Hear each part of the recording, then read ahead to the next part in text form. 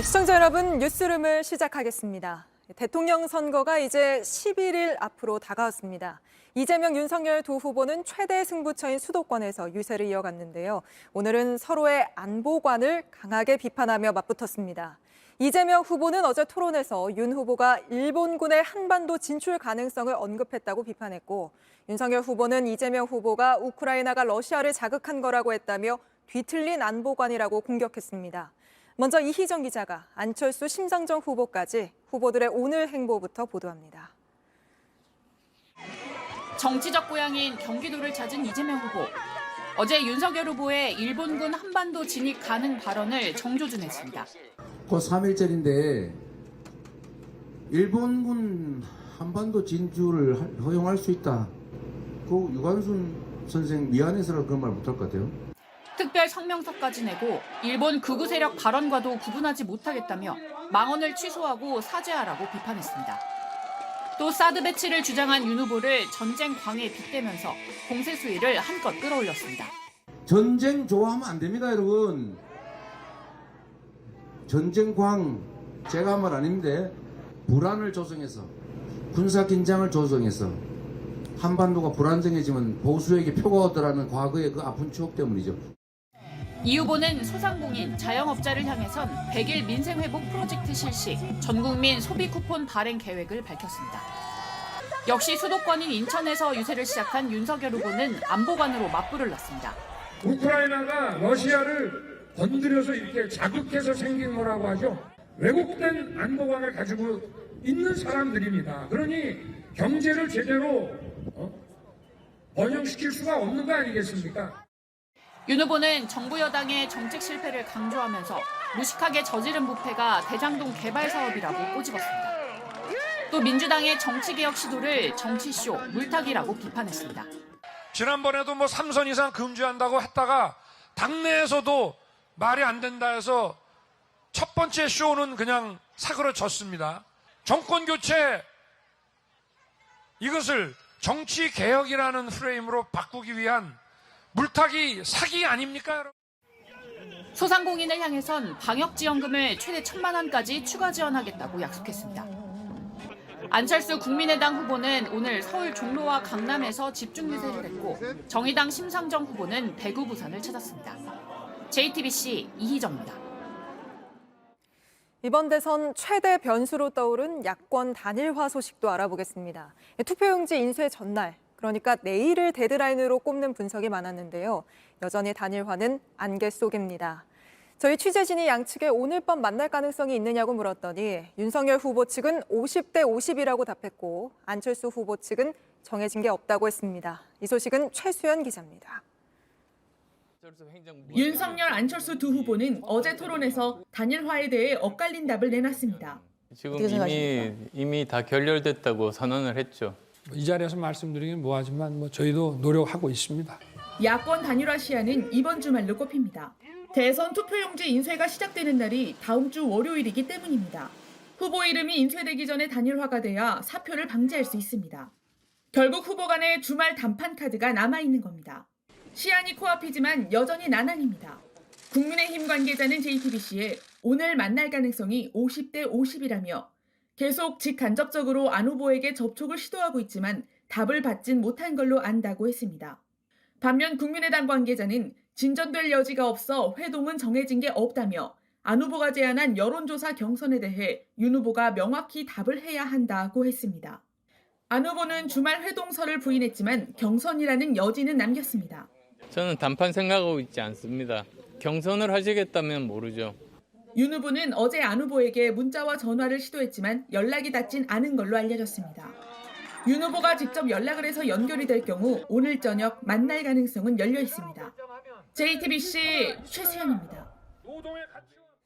야권 단일화와 관련해 정치권에서 이런저런 말들이 쏟아지고 있는데요. 김종인 전 위원장은 윤석열 후보가 안철수 후보의 제의를 선뜻 받아들였어야 했는데 이제 와서 급한 모습을 보이고 있다고 평가했습니다. 걸어서 인터뷰 전용우 기자입니다.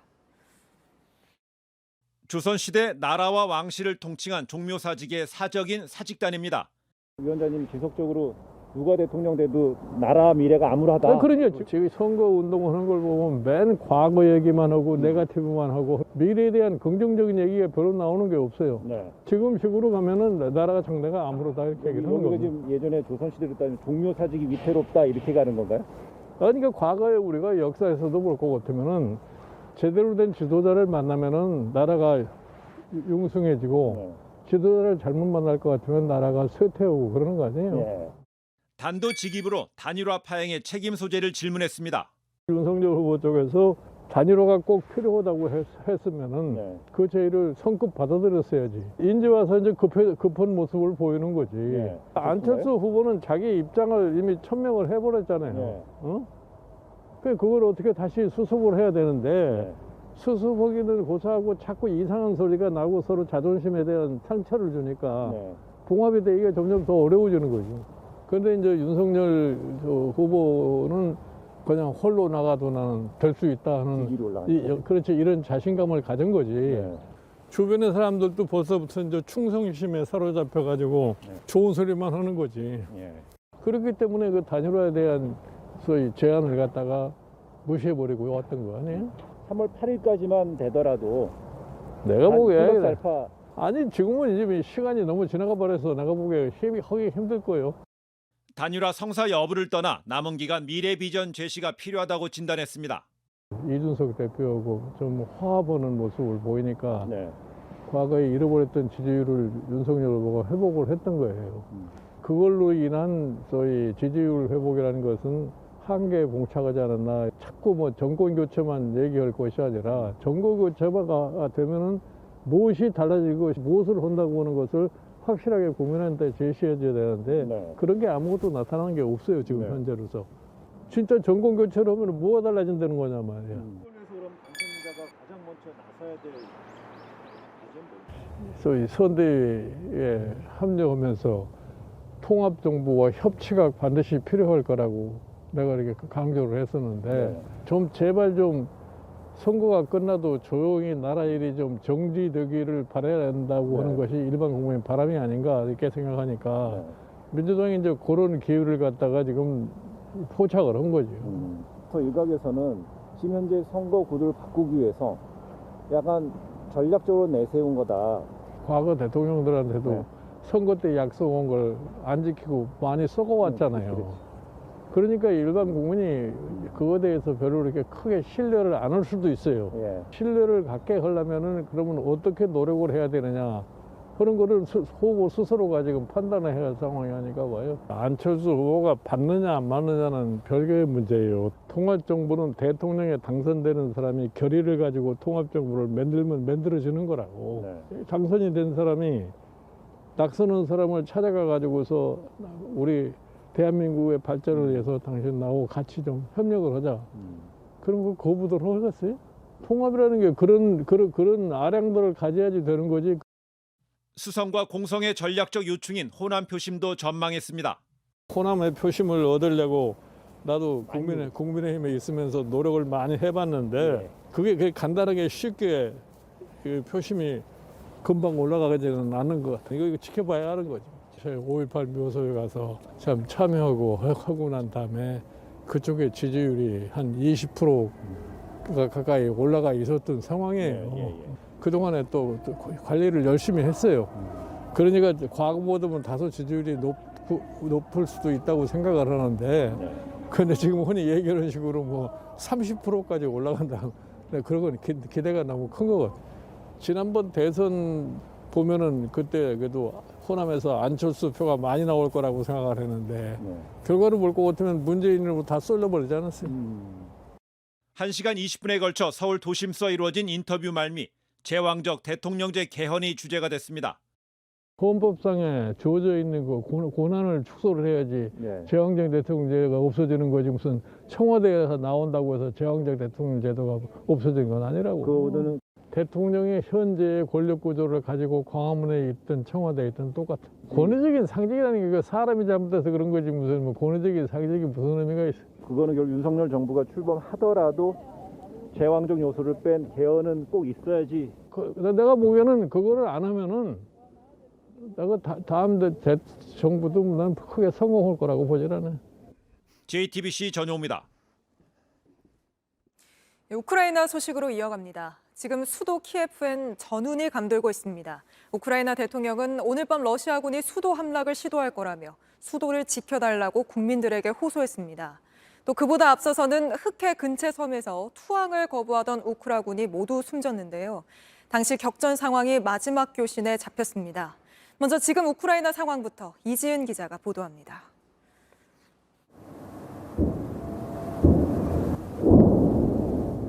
도시의 폭격이 이어집니다. 빗발치는 총성에 키예프의 밤은 잠들지 못합니다. 몸소 거리로 나와 투항하자던 우크라이나 대통령은 수도를 지켜달라고 국민들에게 호소했습니다. 곧 러시아군이 키예프로 몰아칠 것이라고 했습니다. Маю сказати абсолютно відверто, ця ніч буде більш тяжкою, ніж день. Особлива увага Києву. Не можна втратити столицю. 밤새 민간인이 사는 아파트가 폭격에 부서져 내리고 주민들은 지하로 더 깊이 숨어듭니다. 날이 밝자 전투가 임박한 듯 경고음이 울려 퍼집니다.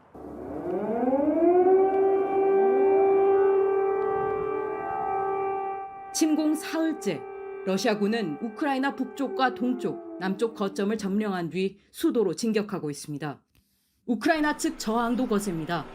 남쪽 흑해 부근의 섬을 지키던 경비대의 마지막 교신은 당시 격전을 짐작해 합니다.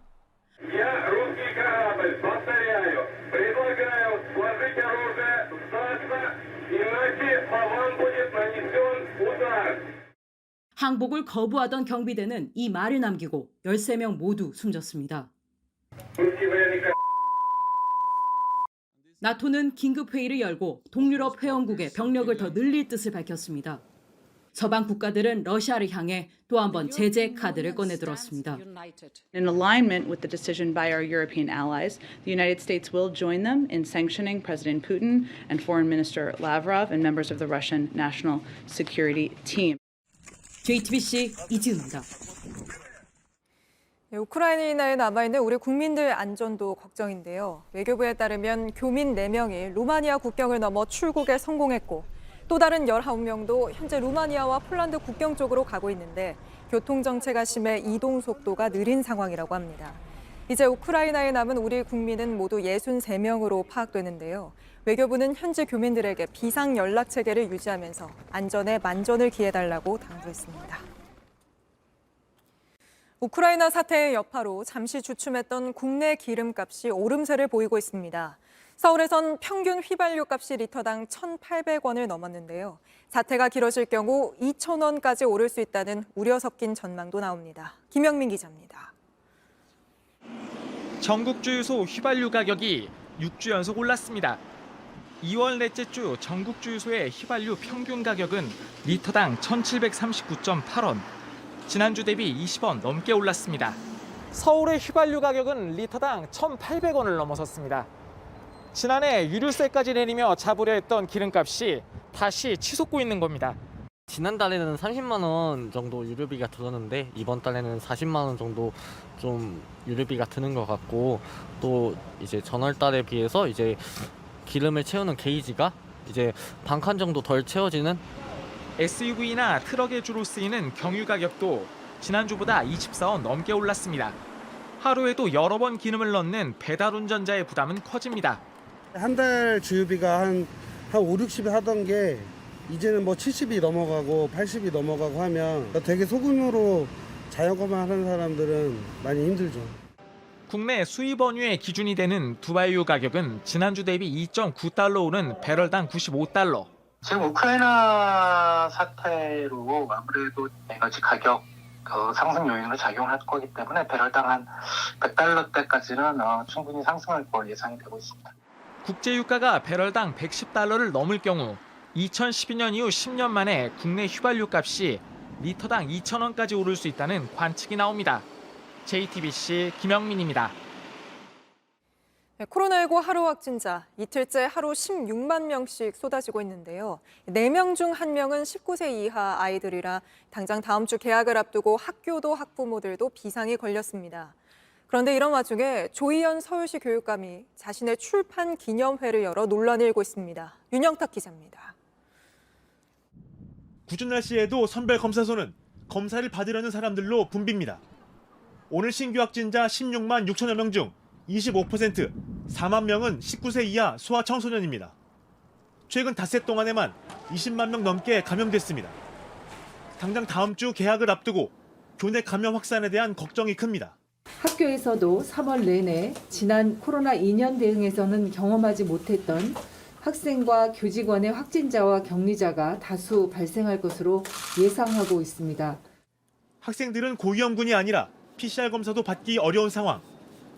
정부 대책은 무료로 신속 항원 검사 키트를 나눠주고 주 2회 검사를 권고하는 게 사실상 전부입니다. 전면 등교 수업이 원칙이라고 했다가 확진자 숫자가 급증하자 원격 수업을 할지는 학교장의 판단에 맡기겠다고 했습니다. 학부모 설문조사를 하는가 하면 아직 결정을 못 내리고 상황을 살피는 학교도 많습니다. 여기에 동거가족 중 확진자가 나와도 등교를 할 수 있게 방역 규정이 바뀌면서 혼란은 더 커졌습니다. 이런 와중에 서울교육수장인 조희연 교육감은 어제 오후 휴가를 내고 출판 기념회를 열었습니다. 방역 수칙을 지켰다고는 하지만 6시간가량 이뤄진 행사엔 정치권과 교육계 인사들, 교육청 직원들의 발길이 이어졌습니다.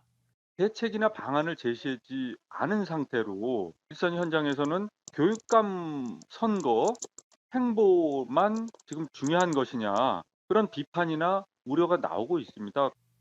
다음 주 개학을 앞두고 학교 방역에 비상이 걸린 상황인 만큼 조희연 교육감이 신중했어야 한다는 지적입니다. JTBC 윤영탁입니다. 오늘로 재택치료를 받는 확진자가 70만 명을 넘어섰습니다. 그리고 재택치료받던 환자가 사망했다는 소식은 오늘도 들려왔습니다. 6살 아이와 함께 확진돼 재택치료 중인 한 엄마는 저희 취재진에게 9일이 지나서야 안내를 받았다며 가슴 졸였던 시간들을 토로했는데요. 불안에 떠는 환자, 또 그들을 돌보고 있는 의료진까지 크로스체크 윤재영, 조보경 두 기자가 집중 취재했습니다. 동거인이 없는 40대 A씨. 당뇨병을 앓고 있는 그는 닷새 전 확진 판정을 받고 재택치료에 들어갔습니다. 병원에서 코로나 치료제 팍스로비드 처방을 받았는데 안내받은 약국에 전화해도 약은 없었습니다. 약국 리스트를 주더라고요. 15군데 제가 싹 다 전화했고 다 약이 없더라고요. 또 어떤 사람은 자기는 화장실 아니면 안 준다. 종일 전화를 수십 통 했습니다. 여기 전화해라, 여기 전화해라, 여기 전화해라. 기본 뺑뺑이를 6번씩 돌리니까 아무것도 해주는 것도 없으면서 솔직히 혼냈다가 죽어도 뭐 아무도 모르겠더라고요. 보건당국은 지방자치단체가 지정한 약국에서 팍스로비드를 받을 수 있다고 안내합니다. 하지만 취재진이 연락한 지정 약국엔 이 약이 없었습니다. 물건이 없어서 보내주지 못하는데 왜 정부에서는 다 있는 것처럼 얘기한다 모르겠어. 영유아가 확진된 집도 비상입니다. 지난 9일 6살 아이와 엄마 B씨가 함께 확진 판정을 받았습니다. 확진된 지 9일이 지나서야 격리 통지, 즉 재택치료 통지를 받았습니다. 그 9일간 대처법에 대한 안내는 없었습니다. 보건소는 계속 기다리라고 했습니다. 병원에 못 가니까 아이가 갑자기 없었던 증상이 나타나면 조치를 받고 싶은데 그 루트가 아예 없으니까요. 연락할 수 있는 그 병원이나 뭐 약국이나 이런 데 좀 정보라도 같이 그냥 문자라도 그냥 알려주면 어땠을까. 재택치료 수가 70만 명을 넘어서며 1인 가구 고위험군이나 영유아는 사각지대로 내몰리고 있습니다. 최근 열흘에만 재택치료를 받던 영유아 3명이 숨졌고 어제 안산에서도 혼자 살던 50대 재택치료자가 숨진 채 발견됐습니다. 집안에서 불안에 떠는 확진자 수는 연일 늘고 있습니다. 하지만 곤혹스러운 건 재택치료자뿐만이 아닙니다. 상담을 맡은 간호사들이 분주하게 전화를 합니다. 재택치료 중인 확진자들의 건강 상태를 확인하는 겁니다. 몸은 좀 어떠세요? 약 드시는 거, 처방받으신 거. 기침이 많이 나세요? 약은 드시고 계시나요? 24시간 3교대로 운영되고 있지만 상담사 모두 쉬는 시간이 없을 정도로 전화가 쏟아집니다. 대부분 식사 시간도 모자르고 휴식 시간이나 이런 거는 이제 포기하고 일을 거의 한 200~300통 오는 전화를 받다 보면 이제 또 제가 걸어야 되는 그런 저 환자분들도 계속 좀 밀리게 되고. 근무 인력을 늘렸지만 확진자 폭증으로 모든 전화에 바로 대응하긴 힘듭니다. 조금 공격적으로 대하시는 분들 계속 확진자가 이렇게 많이 늘어난다고 하면 많이 염려스럽고요. 진주시청은 전체 공무원 1,800명 중 1,200여 명, 필수 인력을 제외한 모든 공무원을 투입했는데 이 체계를 계속 이어갈 수는 없습니다. 직원들이 업무 부담이나 피로도가 상당히 증가할 것으로 예상이 됩니다. 그래서 우리 시에도 이제 별도의 인원을 확보를 해가지고 재택 방치라는 말까지 나오고 있는 일반 관리군 확진자들은 비대면 진료 어플을 이용해 셀프 치료를 하기도 합니다. 보건소 자체가 연락이 너무 어려워가지고 진료 요청해 하면서 증상 입력란에다가 제가 지금 기침이랑 인후통이랑 이런 증상이 있고 약 처방을 받고 싶다. 일반 관리군에 들어가 있는 임신부와 영유아에 대한 별도 관리와 더불어 대면 진료가 필요하다는 주장까지 나옵니다. 내가 언제든지 나빠지면 치료를 받을 수 있다는 그런 시스템을 만드는 게 더 필요하다고 생각합니다. JTBC 조보경입니다. 건조한 날씨에 강한 바람이 불면서 산불이 잇따르고 있습니다. 어제만 9건, 오늘도 벌써 6건이나 일어났는데요. 어제 전남 구례에서 난 산불은 21시간이 지난 오늘 오전에서야 꺼졌습니다. 이혜성 기자입니다. 자욱한 연기와 소나무 사이로 시뻘건 불길이 산을 타고 올라갑니다. 어제 낮 12시 46분쯤 발생한 산불은 밤샘 진화 작업을 거친 뒤 오늘 오전 10시가 되어서야 진화됐습니다. 21시간 만이었습니다. 산불 진화헬기 15대와 특수진화대 등 인력 403명이 투입됐지만 강풍으로 화재 진압이 쉽지 않았습니다. 헬기가 물을 뿌렸을 때는 꺼졌다가 다시 또 바람이 불고 그러면은 재발화될 수 있는 요인이 높기 때문에 올겨울 가뭄이 극심해 산불의 위험성이 더 커지고 있습니다. 올겨울 전국 강수량이 평년의 한 13% 정도 되는 수준으로 최근 들어 유례없는 건조한 날씨가 이어지고 겨울 가뭄으로 산림내 낙엽이 상당히 건조한 상태이기 때문에 조그마한 불씨라 할지라도 쉽게 산불로 이렇게 어제 발생한 산불은 9건, 오늘만 6건입니다. 정부는 산불 피해가 잇따르자 긴급 대응에 나섰습니다. 다음 달 5일부터 4월 24일까지를 대형 산불 특별 대책 기간으로 정해 본격적인 산불 예방 활동을 준비한다고 밝혔습니다. 한 3월 15일쯤부터 한 달 정도 이렇게 대형 산불 특별 대책 기간을 운영을 하는데 근데 올해는 건조하다 보니까 좀 열흘 정도 땡겨요. 정부는 이에 따른 특별 대책 점검 회의도 열 예정입니다. JTBC 이혜선입니다.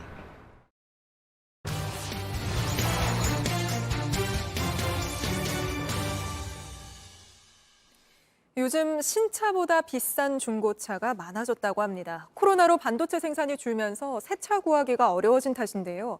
돈은 돈대로 신차 가격보다 더 많이 냈는데 뜯어보니 여기저기 망가져 있었다는 등 낭패 보는 사람도 적지 않습니다. 발품 뉴스 윤정식 기자입니다. 신차를 살 수 있는 자동차 매장에 왔습니다. 여기저기 각종 자동차들이 많이 보입니다. 자, 그런데 저는 요즘 인기 있는 차라고 하죠. 하이브리드 차를 보러 왔습니다. 자, 그런데 제가 조금 전에 한번 물어보니까 이 차 제가 오늘 계약금을 내도 14개월 후에나 받을 수 있다고 합니다. 자, 이 차 같은 경우에 똑같은 하이브리드 차인데 조금 빨리 받을 수 있다고 해요. 그래봤자 13개월입니다. 요즘 이렇게까지 대기 기간이 길어지다 보니까 중고차를 보러 가는 사람들도 많이 있다고 합니다. 수도권의 한 중고차 매장입니다. 신차 매장에서 본 차와 같은 차를 찾아 가격을 물어봤습니다. 3,500불이요. 그 신차가 얼마였다고? 3,350일. 250만 원 정도 더 비싼 거네요. 얘는 좀 양호한 편이라고 생각하시면 되고요. 250만 원 비싼 게? 네, 뭐 어떤 차를 사셔도 다 높아요. 다른 차들은 어떨까? 스포티지랑 투싼, 소란토가 300 이상입니다. 아반떼는? 아반떼는 지금 185 이 정도? 뭐 몇천 킬로 뛰고 와도? 그렇죠, 몇천 킬로죠. 근데 10,000킬로 넘으면? 10,000킬로 만약에 넘으면 한 신차까지 팔리겠네요. 코로나19 유행으로 차량용 반도체 생산이 줄면서 완성차 생산량도 덩달아 줄었습니다. 새 차를 사려면 적게는 반년, 길게는 2년 가까이 기다리게 되면서 중고차 값이 뛴 겁니다. 하지만 낭패를 볼 수도 있습니다. 지난해 10월 중고차를 산 A씨. 상태가 좋아 시세보다 비싼 돈을 냈습니다. 하지만 차를 산 바로 다음 날 큰 사고가 날 뻔했다고 말합니다. 어댑티브 크레이지 컨트롤이라는 기능이 있는데 이 기능을 쓰고 잘 가고 있다가 갑자기 앞차를 이렇게 박으려고 하는 거예요. 사업소를 가가지고 확인을 해보니까 안쪽에 있는 레이더가 망가졌다라고 하더라고요. 이게 다가 아니었습니다. 이거를 수리하려고 다 뜯어보니까 안쪽에 이제 안개 등을 이제 그 결합하는 부위도 깨져 있고, 그다음 안쪽에 금이 다 가 있는 거예요. A씨는 광고에 속았다고 말합니다. 엔카에서도 사고가 없다라고 이야기했고, 그다음에 그 성능 기록부도 깨끗하고 보험 이력도 없었는데 제가 어떻게 전문가도 아니고 이걸 어떻게 보고 어떻게 확인을 합니까? 카센터 하시는 것도 아니고요. 그렇죠.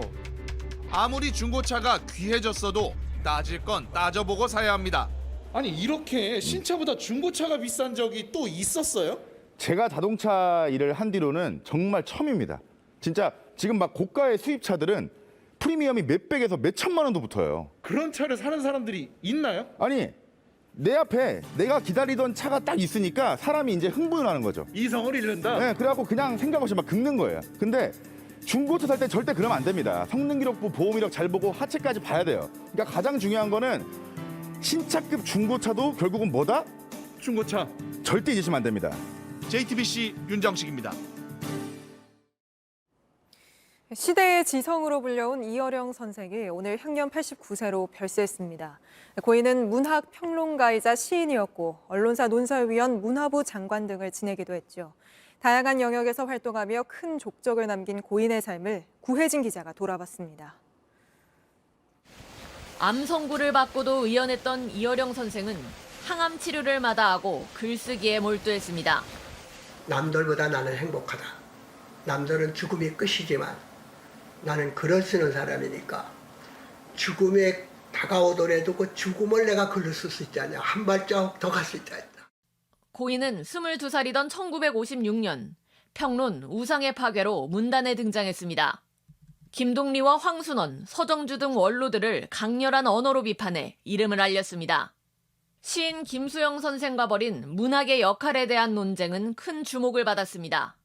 서울올림픽 개회식의 총지휘를 맡아 굴렁쇠 소년을 등장시켜 여백과 정적의 미를 전 세계에 알렸습니다. 문화부의 초대장관으로 재임하면서는 한국예술종합학교 설립과 국립국어원 발족에 기여했습니다. 90년대 초부터 정보화를 강조했고 디지털과 아날로그의 장점만 취한 디지로그, 생명 자본주의 등의 키워드를 던져왔습니다. 고인은 마지막까지도 젊은이들에게 메시지를 남기고자 했습니다. AI 두려워하지 마라.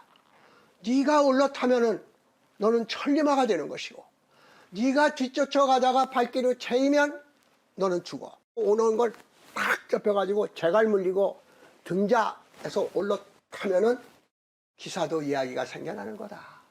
그의 인생과 지성은 쉬지 않고 쓴 160여 권의 저작에 남았습니다. 죽음이라는 건 폭발하는 것이고 부딪히는 것이고 강철의 문을 두드리는 것이야. 이 이상 절박하고 이 이상 중요한 게 없어. 그래야 산다는 것이 뭔지 알아. JTBC 구혜진입니다. 네, 어제 TV 토론장에서 이재명, 윤석열 후보가 날선 공방을 주고받을 때 같은 시각 국회 법사위장에선 여야 의원들 간 대리전이 펼쳐지고 있었습니다. 민주당은 윤 후보의 병역 면제를, 국민의힘은 이 후보의 검사 사칭을 공격했는데요. 어떤 내용이었는지 박사라 기자가 보도합니다. 민주당 의원들은 40년 전 윤석열 후보가 양쪽 눈알 시력 차이인 부동시로 병역 면제를 받은 걸 두고 의혹을 제기했습니다. 초점도 안 맞는데 어떻게 당구를 500이나 치는지 모르겠습니다. 자, 영상 틀어주세요. 어휴, 안경도 안 쓰고 잘 던지시네. 검사 재임용 당시에는 정상 판정을 받았던 것도 수상하다며 신체 검사 자료를 공개하라고 했습니다. 청문회 후에 제출한 그 진단서가 윤석열 후보하고 굉장히 친한 분께서 한 것이기 때문에 공정하지 않을 수 있다는. 국민의힘은 2019년 검찰총장 인사청문회에서 이미 검증된 사안이라며 반박했습니다. 병원에 가서 그냥 뭡니까 숟가락으로 양쪽에 넣는 거 그거는 정확한 시력 검사가 아니에요. 김정민 의원께서는 약물 넣고 검사한 것을 신뢰할 수 없다 이렇게 지금 정치 공사하시잖아요. 오히려 이재명 후보의 검사 사칭과 소년범 의혹을 문제 삼았습니다. 이재명 후보의 검사 사칭 판결문 그거 열람할 수 있도록 해주시고요. 그다음에 이재명 후보 소년범 의혹이 있습니다. 그거 범죄 수사 경력 자료. 당초 현안 질의를 하겠다며 법사위가 소집됐지만 실제로는 상대편 대선 후보를 공격하는 대리전이 된 겁니다. 결국 여야는 윤 후보의 부동시 관련 자료와 이 후보의 수사 경력 자료를 모두 열어보기로 했습니다. JTBC 박사라입니다. 뉴스 스토리텔러 백브리핑 시작합니다. 어제 2차 대선 후보 토론에선 묘한 구도가 형성됐습니다. 이재명 후보가 안철수, 심상정 후보와 연합전선을 구축하려는 듯한 모습을 보인 건데요. 시청자들께선 보지 못한 토론 전 영상에 그런 모습이 포착됐습니다. 이재명 후보 먼저 도착한 안 후보와 반갑게 인사를 나눕니다. 안 후보도 감사합니다라고 화답하죠. 심 후보와는 살 빠지고 있다고 농담까지 합니다. 반면 뒤이어 들어온 윤석열 후보는 대면합니다. 지난주 안 후보의 단일화 결렬 선언 이후 더 그런 것 같은데요. 실제 토론에서도 냉랭한 모습이었습니다. 이 후보 부인의 법인카드 유용 문제에 대해 안 후보에게 물었는데요. 이 후보님이 만약에 대통령이 되신다면은 공직 사정이라든가 이런 감찰이라든가 이런 감사 이런 공직 기강 잡는 일이 가능하겠습니까? 한번 여쭤보겠습니다. 그건 제가 여쭤보실 일이 아닐 것 같은데요. 이걸 왜 나한테 묻느냐는 듯한 표정을 짓더니 아주 원론적인 답변만 하고 말았습니다. 사실 이전 토론에선 윤 후보가 안 후보의 도움을 받기도 했었는데요.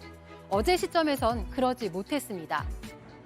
반면 국민의당, 정의당 지지자들에게도 구애를 하고 있는 이 후보는 우리 안철수 후보님, 우리 심상정 후보님이 우리 심 후보님 말씀을 제가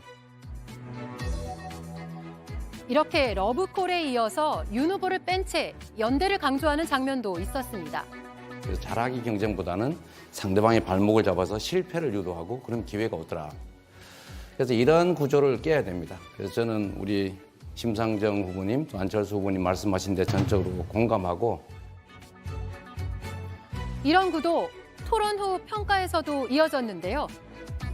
우리 윤석열 후보께서는 여전히 네거티브에 매달리시는 게 매우 안타까웠습니다. 윤 후보는 일단 웃음으로 넘겼습니다. 오늘 특히 나머지 세 후보로부터 좀 질문 좀 집중된 것 같은데 어떻게 보세요? 글쎄 나쁜 건 아니죠. 네. 국민들이 가장 관심을 많이 가질 거라고 생각하기 때문에 제 의견을 많이 물어본 게 아닌가. 그래서 저는 그거 좋은 일이라고 생각합니다. 토론 이야기 하나 더 해보겠습니다. 어김없이 대장동 공방에서 불이 붙었습니다. 이 후보와 윤 후보, 이 상대가 대장동 몸통이라고 서로 주장했습니다. 그들에게 도움을 준 것도 윤 후보님이죠. 저축은행 비리 수사 봐줬지 않습니까? 그들한테 이익 본 것도 윤 후보죠. 관용 카드로 제가 초밥을 먹었습니까? 마치 이완용이 안중근에게 그 나라 팔아먹은 사람이라고 하는 얘기랑 똑같은 거지. 제가 네, 을사오적 이완용까지 소환이 됐는데 신경전은 여기서 끝나지 않았습니다. 노은영한테 커피는 왜 사주셨어요? 왜 타주셨어요? 저는 그 사람 본 적이 없습니다. 아니, 참 이상하네요. 갖다 붙이려고 10년 전 것까지. 3부터 이렇게 티키타카를 이어갔습니다. 자, 갑자기 소환된 또 한 명, 바로 아기 공룡 둘리입니다. NSC 이미 회의했는데 NSC 그 회의하라 이렇게 주장하시는 것도 봤는데 시중에 후보님 이런 얘기 있어요. 우리 후보님 빙하 타고 온 둘리 같다. 혹시 들어보셨어요? 정상적인 그 질문을 하시죠. 팩트에 근거해서. 네, 앱으로 구직하는 때 온다 같은 이 한 박자 늦은 정책을 내놓은 걸 비꼰 거죠. 그런데 둘리와 앙숙인 고길동, 이 후보의 별명이기도 한데 알고서 일부러 한 말일까요?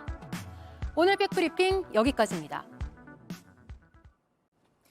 네, 오늘 저녁 서울 등 수도권에 비가 내리고 번개가 치겠습니다. 수도권과 강원 영동, 충남 서해안, 경북 북동부에는 강풍이 불고 있는데요.